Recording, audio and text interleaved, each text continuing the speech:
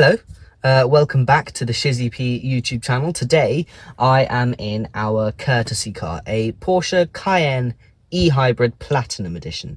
This is a brand new car. It's done 615 miles. So today I'm just going to walk you through essentially a comparison between this Cayenne and the Macan that we have. What have I noticed that's different essentially, and things you should consider if you're looking at upgrading to a Cayenne or downgrading. That's what we're going to find out.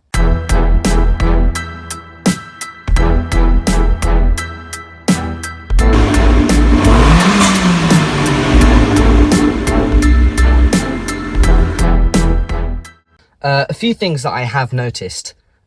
First of all, size. I mean, that is the main difference between a Cayenne and a Macan. Most people will be looking to upgrade to a Cayenne because it's bigger. Inside, I have to say, it's spacious 100%, but the real difference, the way you can really tell the size difference, is that you just feel a little bit more distant from your passenger. That is it. I mean, for me, I'm 5'9", so headroom really wasn't an issue as it was in the Macan. Sure, there's way more over here, but overall the visibility is the same. Okay, maybe windscreen slightly higher up, so front visibility may be a little worse than the Macan, but otherwise inside it feels roughly the same, just a little bit more airy. Nothing night and day, I would say. In terms of the rest of the interior, well, this car, because it's a 2023 model, has PCM 6. So that's Porsche's latest infotainment system. It's really, really responsive. It comes with Apple CarPlay and I believe Android Auto, both wireless. It also has, because this is a Platinum Edition, Bose surround sound system. We have this on our Macan, and personally, I think it's brilliant. What else does the Platinum Edition get you? Well, it gets you this nice aluminium rhombus effect on the trim of the car, surrounded by disgusting piano black. It also gets you, I think, I know these crayon seats are part of the Platinum Edition, and they do lift up the interior, which is plain old boring black. These have the 14-way seats, which I think is part of the Platinum Edition, but I'm not entirely sure. Obviously, you get different accents around the car. So on the outside, you get the e-hybrid and Cayenne logo in platinum, which is like satin platinum, satin grey. You also get 21-inch spider design wheels, which are in grey as well. And then you have, I think that's it from the platinum side of things. Maybe a pan roof. Well, this car has the pan roof. This is actually quite a big spec courtesy car. I'm quite surprised. It has air suspension. It has the hybrid, which is obviously something I'll talk about in a little bit, but otherwise quite nice. And privacy glass and Porsche crests, which is great if you have eyes on the back of your head. If not, a bit pointless really. Okay, so how is it not as a Platinum Edition, but as a hybrid? What's so special about it? Well, it uses the engine from the base Cayenne, a 3-litre V6, and it produces by itself 335 horsepower. The hybrid gets you an extra 120 brake horsepower, boosting it to a total of 456 brake horsepower on this car, which is enough to launch it from 0 to 60 in 4.6 seconds, I believe.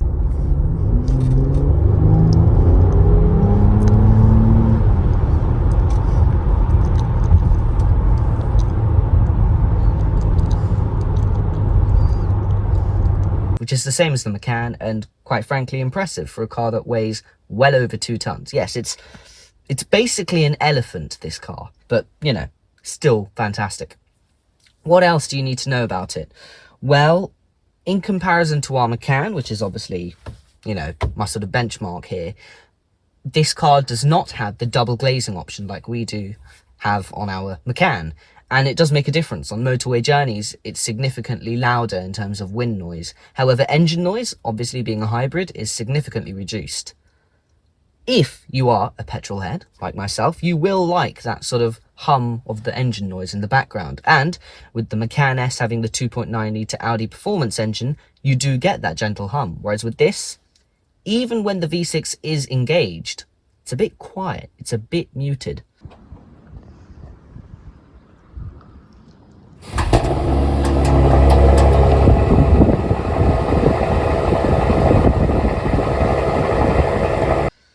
But still, definitely not a bad car at all.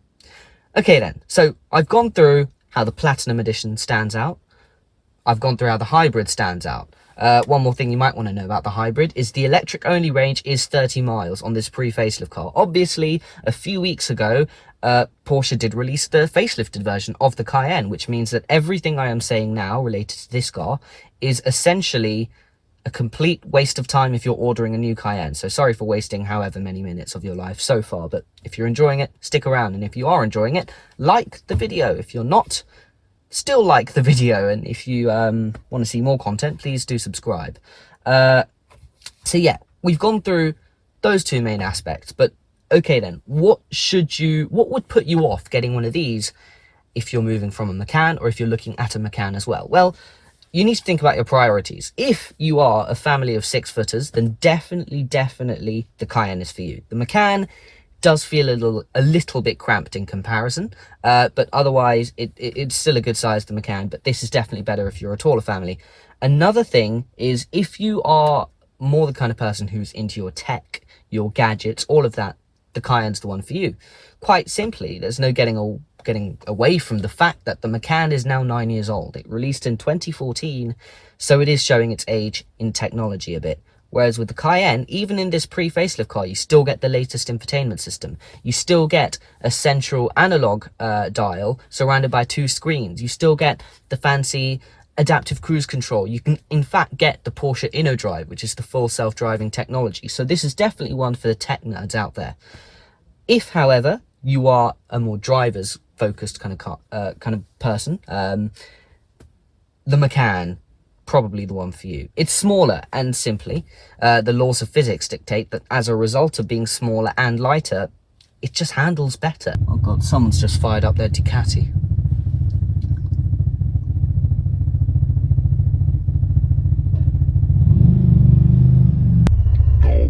What are the other cons with the Cayenne then? This pre-facelift one especially, if you're a really nerdy Porsche guy like me, you'll notice the steering wheel is from a 991.2 Porsche 911 rather than the latest 992 like it is on the Gen 3 Macan. You'll notice that also it is a pre-facelift car, as I said. You will soon be seeing the facelift cars on the road, and there's nothing worse than driving around in your 2023 brand new Porsche Cayenne and realizing if you'd waited a few months, you'd have been able to get a 2024 Porsche Cayenne. But that said, still not a bad thing. This still feels like a brand new car because it is a brand new car. And also, Porsche just nailed that new car smell. I mean, the smell of the leather is just bellissimo. Well, what else do you need to know about the Cayenne? This particular one, very kindly, was fitted with Ray-Bans. There you are, see? I don't know if this is an option that comes with all Cayennes. Probably put that back. Best not to mess with that. Oh, it also has the wireless charging over there. But is it the best in class? You're probably likely to be able to negotiate a better deal on a BMW X5 and wait less time on one of those than you will on a Cayenne. In terms of a hybrid, whilst this is brilliant and you'll be able to find brilliant deals on this kind of hybrid car on the second-hand market, the latest Cayenne hybrid uses the same engine but has boosted the electric-only range from 30 miles to 60 miles. That's doubled it. That's fantastic. So if that's something you're planning on doing, probably worth ordering a new Cayenne. Other than that, though, what do I think? Do I miss the Macan? Yes, I do. Simple fact of the matter is the Macan's just a sportier car. The spec is more interesting, and new notification. Thanks, Porsche. Does that mean the Cayenne is going to be something that you might not want to look at if you're upgrading from a Macan? Absolutely not. The Cayenne is definitely going to be something, if you spec it up correctly, that will feel like a genuine step up from the Macan. It's then up to you to figure out whether or not you actually want to do that, because the starting price for a Macan is, I believe, around £55,000. The starting price for a Cayenne, I think, is around 10 grand more. So yeah, that's it, I guess, for today's video. Let me know if you enjoyed it. It's a little bit brief. It's not extremely well researched. I had this car yesterday and I literally could not be bothered to review it then. So I thought, okay, I'll do it today, quickly before it goes back. And stick around, there is definitely going to be some interesting content to come, including a new car that has been purchased, or about to be purchased. I don't want to give away too much, but let's just say it's not replacing the Macan. It's a second car, but it's a little bit more mini. That's giving it away, hasn't it? Damn it. Oh well. I will hopefully see you soon with some more Macan / new car related content. Au revoir. It's like giving someone a really nice handshake, just really firm. Tell me that I can't, that I won't, that I fail, that I'll never make it out, yeah.